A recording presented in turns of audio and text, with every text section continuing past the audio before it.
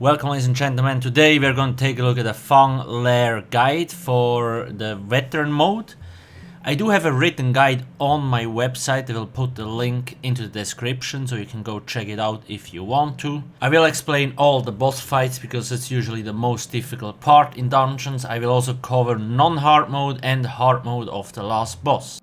Elizabeth Charney is the first boss of the Fang Lair dungeon. Kind of a special boss because you don't directly fight her, but more so the ads that she spawns. So there will be ad waves that you basically have to kill. Now there is not really a lot of danger things that can happen, but the tank has to make sure to taunt the big mobs like the Colossus because they have a really strong charge attack. And then also make sure to avoid the ice cones from the ghosts.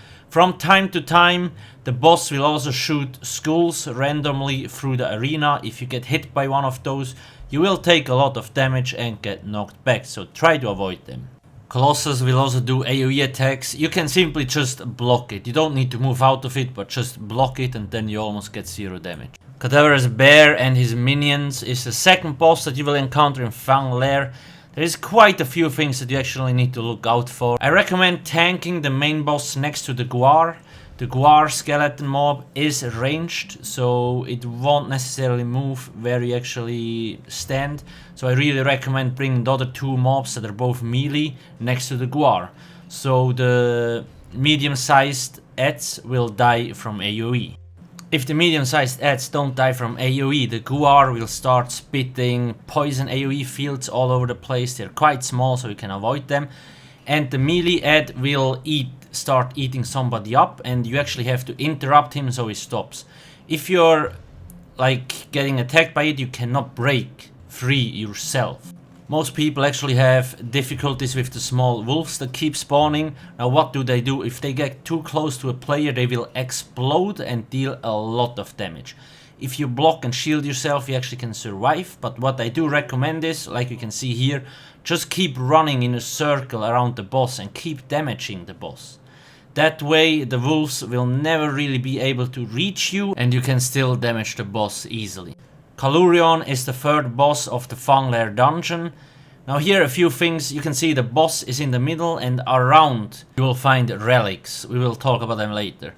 Now the boss is in the middle and you really only have to make sure to avoid the AoEs that he casts. They're quite slow, so it shouldn't be too difficult to actually avoid them.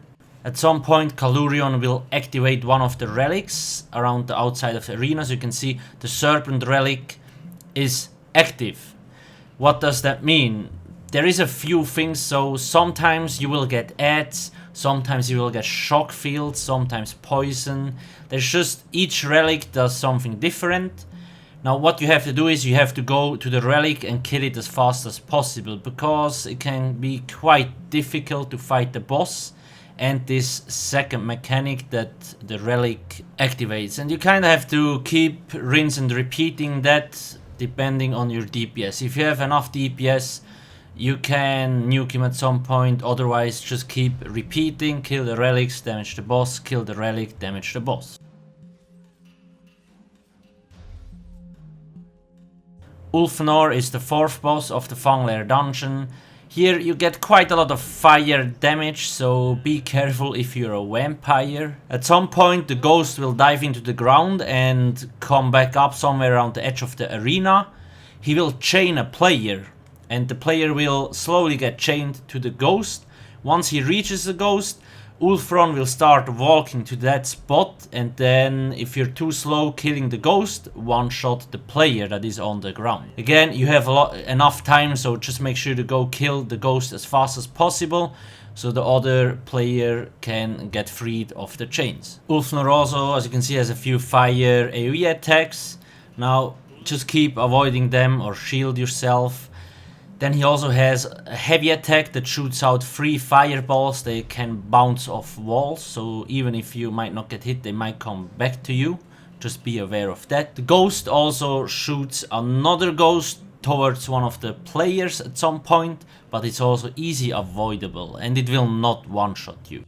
Turvokun, the final boss of the Fang Lair dungeon. I will first explain the non-hard mode and then the hard mode version. The tank can keep the boss in the middle, just be careful. Turvokun will spawn poison AoE fields that slowly grow to a big circle. Make sure to avoid those because they deal a lot of damage. At day 5 the Necromancer will go to a crystal, and that's where he will summon mobs. Now you have to focus the crystal as fast as possible, otherwise more and more mobs will spawn and eventually a Colossus, which deals a ton of damage. So really make sure to focus the crystal so no more mobs will spawn. The same thing will get repeated till all 4 crystals are destroyed. Another thing to mention, especially for the tank important, you also will get shulks that spawn. They will directly land on the tank. You can dodge roll them, you can root them. If you stand too close to them, or like any member stands too close to those shulks, you will get a very strong snare on you, which can be it's just you barely can move anymore. The damage dealers have to make sure to kill them as fast as possible, and then they shouldn't be too big of a problem. Turvokun also puts ice shards on his tail and shoots them in front, so it's a conal attack. You can dodge roll, block, or just simply move out of the area to not get damage. After all the crystals are destroyed, the Necromancer will start spawning ghosts. It's basically a full line of ghosts, and if you get hit by those ghosts, you're dead. Now what can you do? Your friendly NPC will basically run to a spot somewhere in the area and put up a yellowish glowing barrier. Behind that the ghosts will not be able to pass through, so just make sure to stand behind that barrier. The Necromancer will keep spawning ghosts till Turvokun reaches 0 health. The boss is not dead yet. Now the Necromancer will reanimate Turvokun to put him back to like 55% health. And now the execute phase begins. I highly recommend that you almost have full resources when this phase begins, so you actually have enough sustain to damage the boss and kill him quite fast. Skulls will start spawning out of the boss's body and hit the players. Now the healer just has to make sure to keep healing. They do moderate amount of damage. Also there will be adds spawning out of the blue circles where the crystals used to be. It's mostly small adds in the non-hard mode, but still they can be dangerous because they can root you, and especially if you're close to a poison field, this can be a problem. At some point the boss will go to one of the sides of the area and scream. You will get feared, you have to break free, and now you will have to find one of the yellow circles in the area. They are randomly generated and each player needs to find one, otherwise you will get one shot by the poison ball that the boss drops. That's all the mechanics, rinse and repeat till the boss is dead. Now the real fun begins with the hard mode version of this fight. The boss has obviously more health. There is not a lot of new mechanics, but you will get overall more adds, and now you will also get Colossus, and especially the execute phase will be a lot more difficult. When a crystal gets activated, a Colossus will immediately spawn. That's quite dangerous because the tank is usually busy with the main boss himself. So you have to make sure as a damage dealer or healer, if the Colossus is targeting you, that you're dodge rolling his heavy attack. If you don't dodge roll it, even if you block and shield yourself, you will die. It hits so freaking hard. Something I forgot to mention, non-hard mode, the boss also teleports sometimes into the corner and starts shooting skulls at you. You can interrupt this or just out heal or shield yourself. I highly recommend saving your ultimates for the crystals.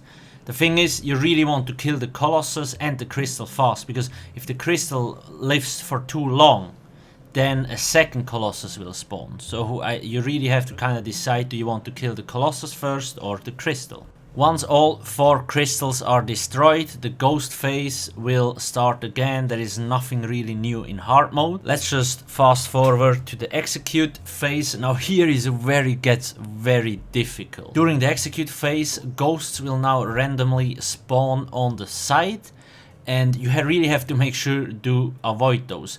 It will not be a full line of ghosts, but you also will not have an NPC anymore that helps you out.